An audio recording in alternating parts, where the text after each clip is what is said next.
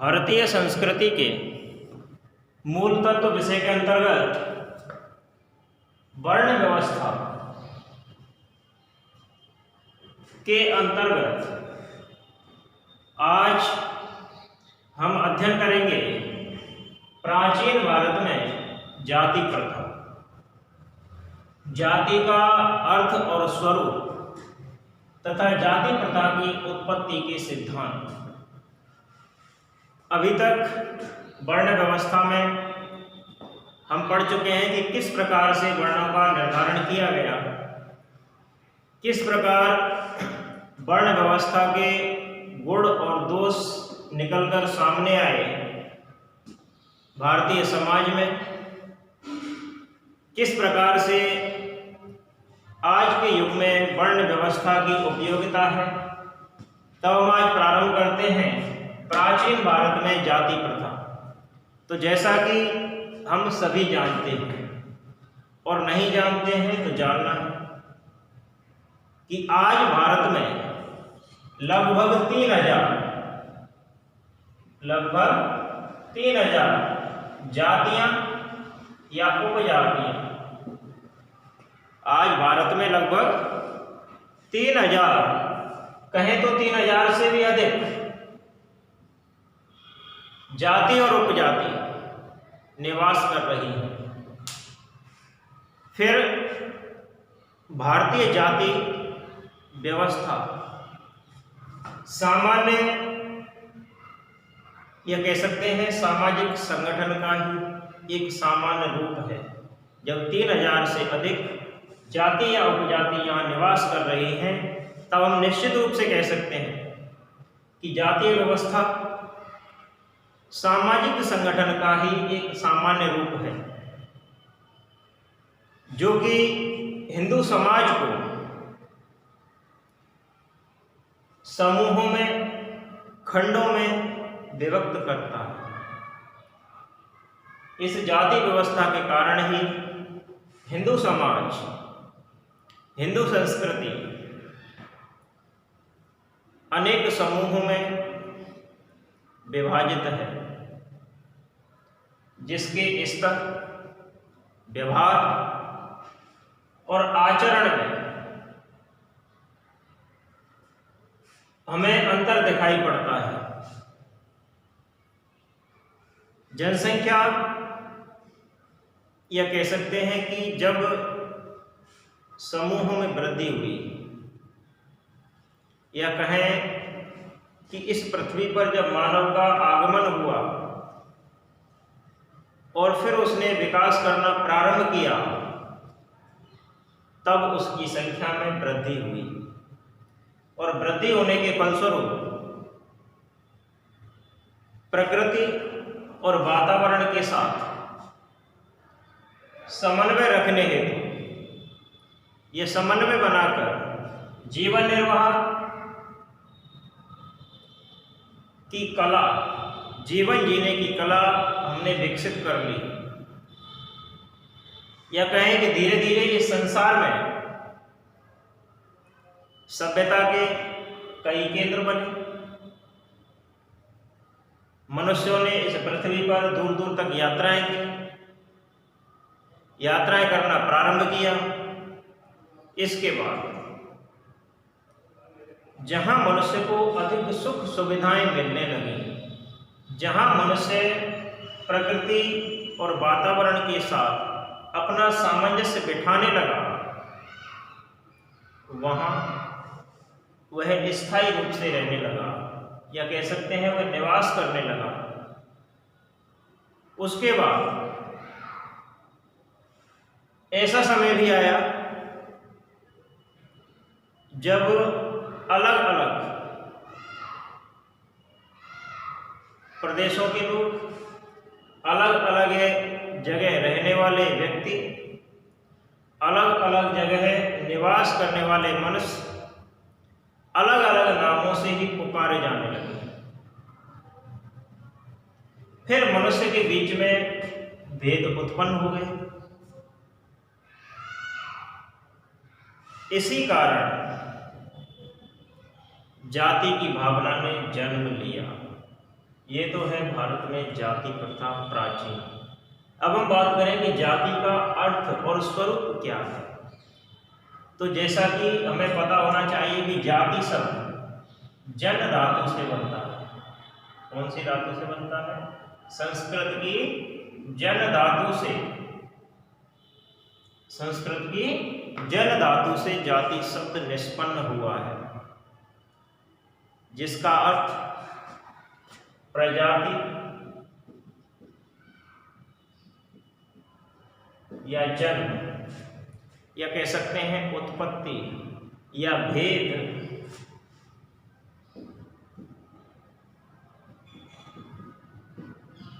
जन धातु से आशय है प्रजाति, जन्म, भेद, उत्पत्ति। इसका संबंध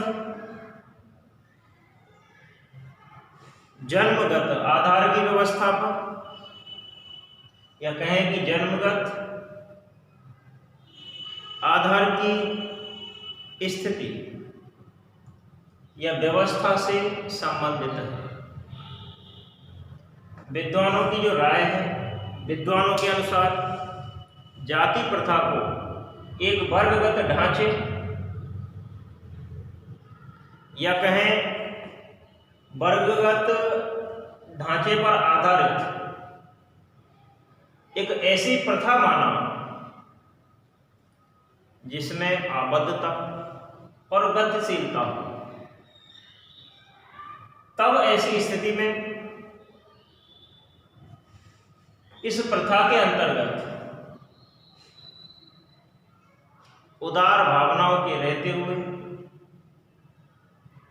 कुछ प्रतिबंधों का होना भी अवश्यंभावी हो गया। भारतीय जाति प्रथा के लिए कहा भी गया है कि यह कुटुंबों या कुटुंबों के समूह का समवेत रूप है। कुटुंबों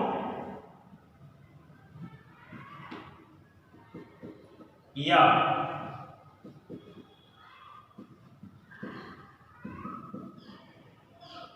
कुटुंबों के समूह का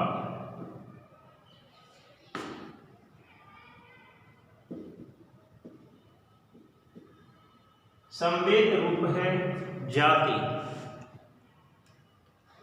जो अपने साधारण नाम के साथ, जो अपने साधारण साथ एक काल्पनिक या कहें कि पूर्वज, मनुष्य, देवता,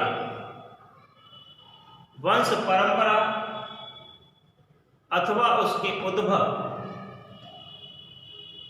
का दावा करते हैं। जाति किसका दावा करती है? काल्पनिक पूर्वज, मनुष्य, देवता, सामान्य वंश परंपरा और उसके उद्भव का दावा करते हैं। ऐसे समान परंपरागत व्यवसाय को करते रहने से, या कहें कि ऐसा समान परंपरागत व्यवसाय करने से जो सजाति अर्थात एक समान जाति के समुदाय के रूप में उन्हें मान्य कर लिया जाता है, उन्हें माना जाता है। जो अपना इस प्रकार का मत व्यक्त करने में समर्थ होते हैं, ऐसा आचार्य रिजिडे महोदय ने कहा। आगे हम बात करें कि भारतीय जाति प्रथा को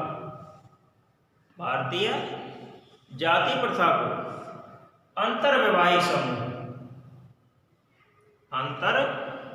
समूह अर्थात समूहों का सम्मिलित रूप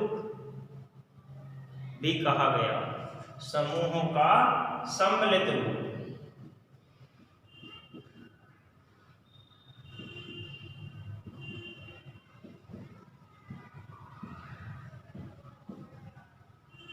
किसको कहा गया है? जाति को कहा गया है। जाति प्रथा को कहा जाता है, जिसकी सदस्यता वंश परंपरागत होती है। किसके अनुसार होती है? वंश की परंपरा के अनुसार होती है, वंशानुसार होती है। भिन्न भिन्न जातियां अगर कहें हम एक दूसरे की विरोधी भी होती हैं। हर जाति में एक दूसरे के प्रति ईर्ष्या भाव होता है, उदारता भी मिलती है, सामंजस्य कहीं मिलता है कहीं नहीं मिलता है। एक दूसरे का विरोध करती हुई अक्सर हमें जातियां दिखाई दे जाती हैं, क्योंकि इसमें जन्म को प्रधानता देते हुए व्यवसाय, रक्त, विवाह, इन सब की जो विशेषता होती है वो एक दूसरी जाति से पृथक होती है। हर जाति के अपने कुछ अलग अधिकार होते हैं। उन अधिकारों के कारण ऊंच नीच की जो भावना होती है वो विकसित हो जाती है। ऊंच नीच की भावनाओं से जातियां ग्रस्त रहती हैं, ग्रसित रहती हैं। या हम कहें कि जन्म के आधार पर, यदि कहा जाए कि जन्म के आधार पर विकसित जातियों का जो जीवन है और संस्कृति है, उसमें कौन कौन सी विशेषताएं हैं, कौन कौन सी विशेषताएं हैं, तब हम कह सकते हैं कि एक जाति का सदस्य अपनी जाति से बाहर विवाह नहीं कर सकता। एक जाति का सदस्य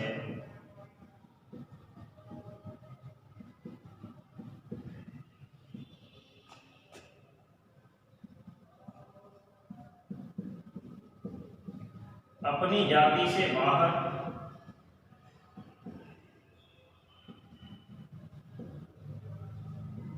विवाह नहीं कर सकता।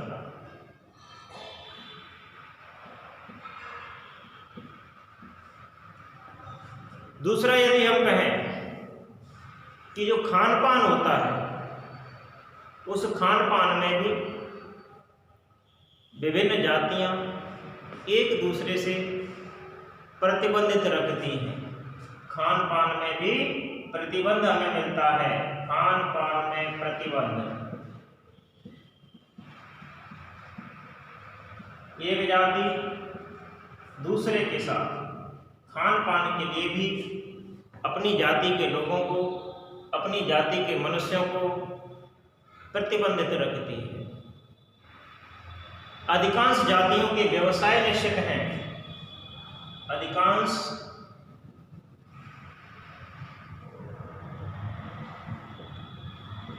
जातियों के व्यवसाय निश्चित हैं।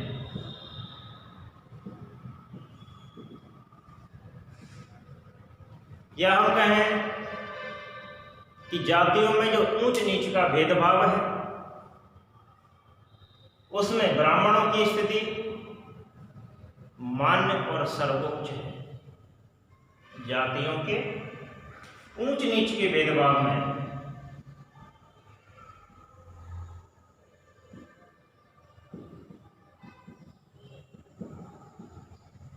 ऊंच नीच के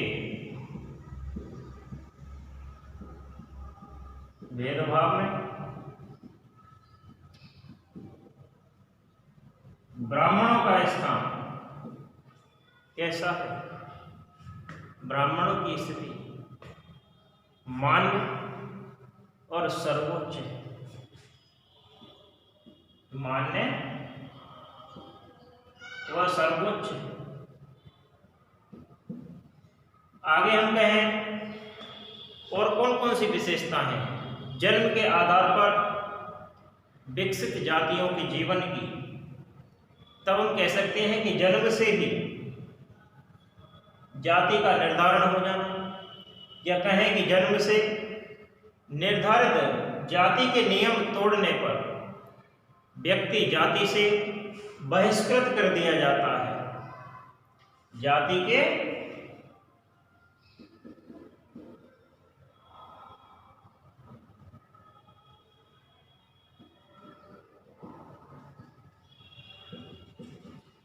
नियमों का उल्लंघन करने पर या कहें जाति के नियम तोड़ने पर व्यक्ति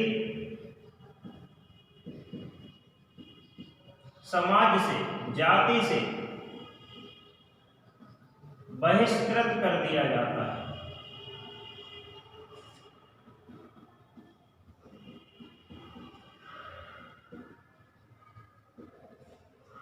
और आगे हम बात करें जाति की, तो जातियों की जो विशेषता है, जाति की संपूर्ण व्यवस्था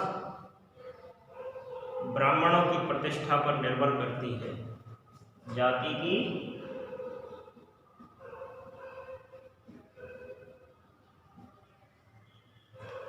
संपूर्ण व्यवस्था या कहें संपूर्ण प्रतिष्ठा, संपूर्ण व्यवस्था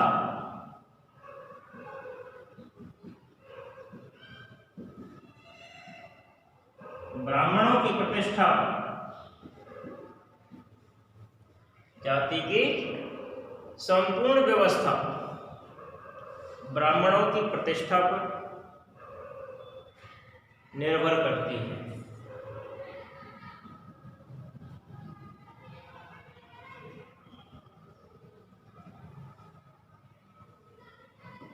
सॉरी, ये व्यवस्था शब्द है।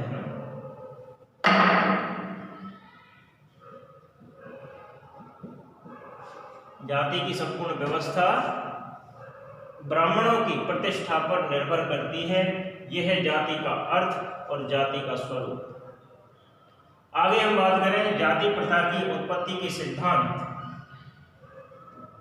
जाति प्रथा की उत्पत्ति के सिद्धांत। तो जाति प्रथा की उत्पत्ति के सिद्धांतों में पहला सिद्धांत है दैवी उत्पत्ति का सिद्धांत। कौन सा सिद्धांत है? दैवी उत्पत्ति का सिद्धांत। जाति प्रथा की उत्पत्ति के विषय में पहला सिद्धांत है दैवी उत्पत्ति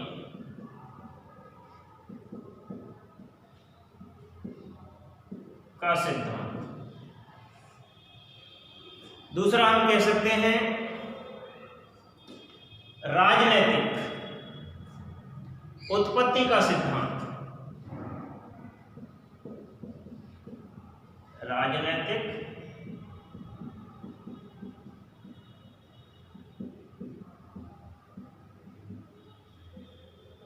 उत्पत्ति का सिद्धांत। आर्थिक सिद्धांत।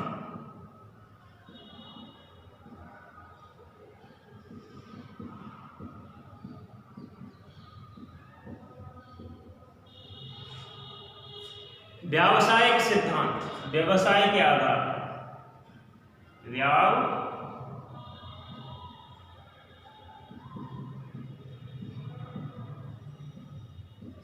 सिद्धांत। आगे हम बात करें प्रजातीय सिद्धांत।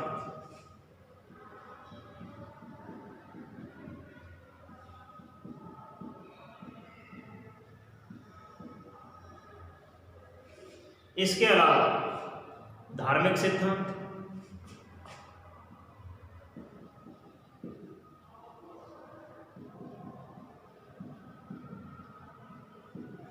आकर्षण शक्ति का सिद्धांत,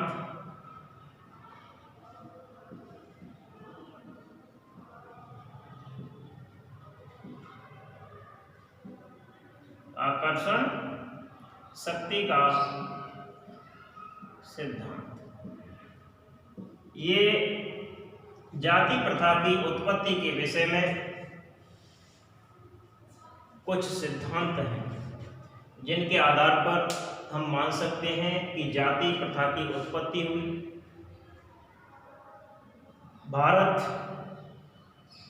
की जाति प्रथा से संबंधित ये जो सिद्धांत हैं, इनके अनुसार हम कह सकते हैं कि जाति प्रथा की उत्पत्ति के विषय में किसी एक सर्वसम्मत सिद्धांत का प्रतिपादन नहीं किया जा सकता है, क्योंकि दैवीय उत्पत्ति का सिद्धांत, दैवीय उत्पत्ति के सिद्धांत के अनुसार ऐसा माना गया कि ब्राह्मण, क्षत्रिय, वैश्य, शूद्र की उत्पत्ति ब्रह्मा के मुख, भुजा, उदर और चरणों से हुई है। वेद पुरुष के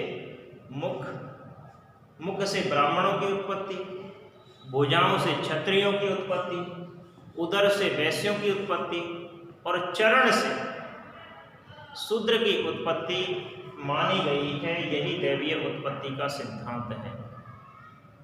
एक ही आर्य जाति को अलग अलग वर्गों में विभाजित करना इस व्यवस्था के सिद्धांत में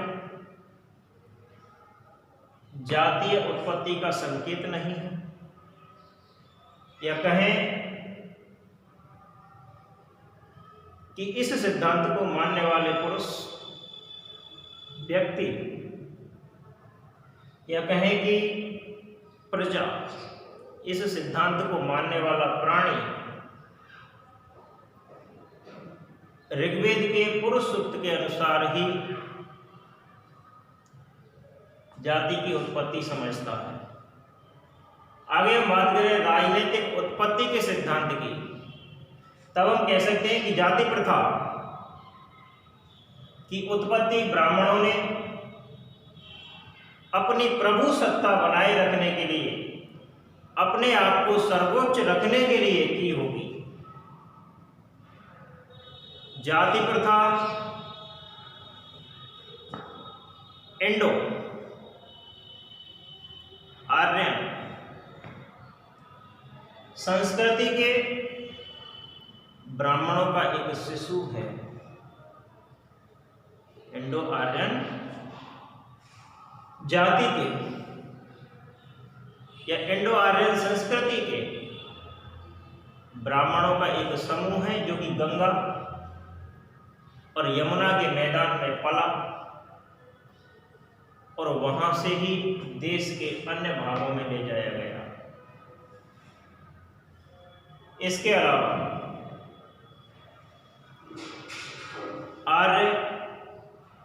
आर्य के अतिरिक्त अनार्य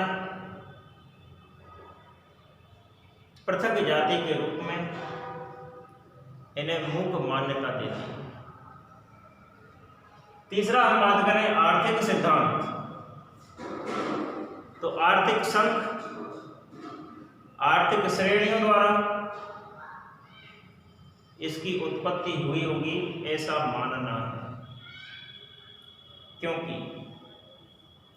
फिर भी हम यह नहीं कह सकते कि आर्थिक संघ विश्व के अन्य भागों में भी थे। फिर भारत में ही जाति व्यवस्था की उत्पत्ति क्यों हुई? भारत में ही जाति प्रथा क्यों चली? क्योंकि आर्थिक स्थितियां तो हर जगह एक जैसी नहीं हो सकती। आर्थिक संघ विश्व के सभी भागों में है, फिर भारत में ही इस जाति का उत्पन्न होना कैसे पाया गया, या कहें कि भारत में ही फिर यह जाति प्रथा कैसे उत्पन्न हो गई? इस प्रश्न का कोई उत्तर नहीं मिल पाया। आगे हम बात करें व्यावसायिक सिद्धांतों की, तो कुछ विचारक ये मानते हैं कि जाति प्रथा की उत्पत्ति का जो आधार है वो व्यावसायिक कार्य है। ऊंच नीच का सिद्धांत, ऊंच नीच का भेदभाव व्यवसाय के ऊपर निर्भर करता है। जिस व्यक्ति का जैसा व्यवसाय है उसको उस जाति में सम्मिलित कर दिया गया। उच्च व्यवसाय करने वाले लोग अपने आप को ऊंचा मानने लगे, निम्न व्यवसाय करने वालों को नीचा माने जाना लगा। फलस्वरूप भेदभाव ने जाति प्रथा को, जाति व्यवस्था को जन्म दे दिया। किंतु यह विचार भी अगर हम कहें तो पूर्ण रूप से संतुष्ट हमें नहीं कर सकता। इस विचार से भी व्यक्ति पूर्ण संतुष्ट होने में असमर्थ है, क्योंकि यदि इसी विचार को, अगर व्यावसायिक सिद्धांत को हम उचित मान लें, समुचित मान लें, तो भी यह समस्या निश्चित रूप से रहेगी कि विभिन्न व्यवसायों को करने वाले जो वर्ण थे वो किस प्रकार से आर्य जाति के अंग हो गए। अब अगर हम बात करें प्रजातीय सिद्धांत, तो आचार्य रिजले हुए, रिजले महोदय ने यह कहा कि जाति की उत्पत्ति प्रजातीय भावनाओं और अनुलोम विवाह की जो प्रथा थी उससे हुई है। क्योंकि जब आर्य भारत में आए तब अपने को यहाँ के निवासियों से ऊंचा समझते थे, अपने आप को श्रेष्ठ मानते थे। इसके साथ ही उन्होंने यहाँ की लड़कियों के साथ, या कहें यहाँ की लड़कियों से अनुलोम विवाह प्रारंभ कर दिया। फिर उसके बाद धीरे धीरे समय निकलने के साथ साथ विभिन्न जातियां उत्पन्न हो गई, प्रजातीय और सांस्कृतिक भिन्नताओं पर आधारित थी। परंतु इस सिद्धांत की भी आलोचना हुई है। इस सिद्धांत को भी सर्वसम्मति से माना नहीं गया है। तब हम बात करें धार्मिक सिद्धांत। अगर धार्मिक सिद्धांत की बात की जाए तो इस सिद्धांत के अनुसार जाति प्रथा की जो उत्पत्ति है वो किसी देवता की उपासना, या कहें समान धर्म में आस्था, या कहा जाए कि समान धर्म में आस्था होने के साथ साथ, उपासना में आस्था होने के साथ साथ धार्मिक कृत्य करने वालों के आपसी और घनिष्ठ संबंधों पर आधारित थी। किंतु यदि इसे स्वीकार कर लिया जाए तो फिर जाति और गोत्र के विषय में, जाति और गोत्र के संबंध में भी भ्रम पैदा हो जाता है। तब हम बात करें आकर्षण शक्ति का सिद्धांत। इसे माना सिद्धांत भी कहा जाता है। आकर्षण शक्ति के सिद्धांत को क्या कहते हैं? माना सिद्धांत। अर्थात मान लिया, माना हुआ। माना एक प्रकार की आकर्षण शक्ति है और इसके अनुसार एक व्यक्ति द्वारा दूसरे व्यक्ति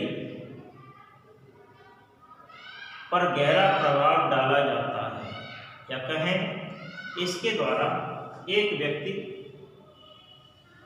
द्वारा दूसरे व्यक्ति पर गहरा प्रभाव डाला जाता है, या कहें कि आर्यों ने अपने आप को माना के प्रभाव से बचाने के लिए अनेक प्रतिबंध लगा दिए होंगे और अपने सदस्यों को भारत में या भारत के आदिम निवासियों से अलग कर दिया होगा। तब यहाँ से ही जाति प्रथा की उत्पत्ति हुई, यहाँ से ही जाति प्रथा का प्रारंभ हुआ। इन सभी सिद्धांतों को पढ़ने के बाद, इन सभी सिद्धांतों का अध्ययन करने के बाद हम निश्चित रूप से ये कह सकते हैं कि जाति प्रथा की उत्पत्ति के विषय में कोई भी सिद्धांत ऐसा नहीं है जिसको सर्वसम्मति से मान लिया गया हो। या जिसका प्रतिपादन सभी ने किया हो, तब हम कह सकते हैं कि जाति प्रथा के संपूर्ण सिद्धांतों का जो प्रतिपादन है वह नहीं किया जा सकता। आगे अगले अध्याय तक रुकते हैं। धन्यवाद।